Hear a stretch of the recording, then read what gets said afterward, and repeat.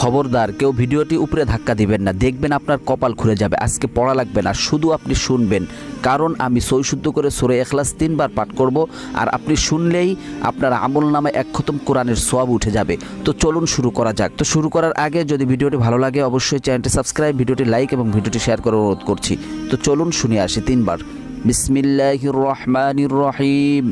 قل هو الله أحد الله الصمد لم يلد ولم يولد ولم يكن له كفوا أحد بسم الله الرحمن الرحيم قل هو الله أحد الله الصمد لم يلد ولم يولد ولم يكن له كفوا أحد بسم الله الرحمن الرحيم قل هو الله أحد الله الصمد لم يلد ولم يولد ولم يكن له কুফুয়ান আহাদ।